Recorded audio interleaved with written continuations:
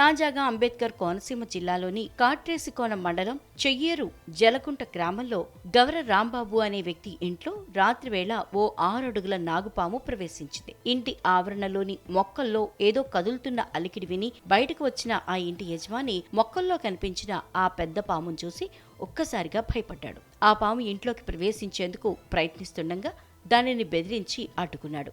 ఇంతలో చుట్టుపక్కల వారు అక్కడికి చేరుకున్నారు. ఆ భారీ నాగుపామును చూసి భయపడిన స్థానికులు వెంటనే స్థానిక స్నేక్ క్యాచర్ కు సమాచారం ఇచ్చారు. అక్కడికి చేరుకున్న స్నేక్ క్యాచర్ గణేష్ వర్మ నాగుపామును పట్టుకుని బయటికి లాగాడు. అయితే ఆ నాగుపాము పడగ విప్పి ఆ ఇంటి ఆవరణలో చాలాసేపు అలాగే ఉండిపోయింది. ఎవరికి ఎలాంటి హాని తలపెట్టలేదు. ఆ నాగుపాము వేసవి తాపానికి అల్లాడుతోందని గ్రహించిన స్నేక్ క్యాచర్ నీళ్లు కావాలని అడిగాడు. ఆ ఇంట్లోని వారు నాగదేవతే తమ ఇంటికి వచ్చిందా అన్నట్లుగా ఎంతో భక్తితో పసుపు నీళ్లు అందించారు. ఆ పసుపు నీళ్లతో నాగుపాముకు అభిషేకం చేసినట్లుగా పాము పడగ మీదుగా వేస్తున్నప్పుడు ఆ నాగుపాము ఎంతో ఉపశమనం పొందుతూ అక్కడున్న అందరి వైపు కృతజ్ఞతగా చూసింది. అనంతరం స్నేక్ క్యాచర్ ఆ నాగుపామును డబ్బాలో బంధించి అటవీ ప్రాంతంలో విడిచిపెట్టాడు. ఈ ఘటన స్థానికంగా చర్చనీయాంశంగా మారింది. వేసవి తాపానికి పాములు ఇలా ఇళ్లలోకి వస్తుంటాయని, ప్రజలు అప్రమత్తంగా ఉండాలని, అలాగే వాటికి హాని తలపెట్టకుండా తమకు సమాచారం ఇవ్వాలని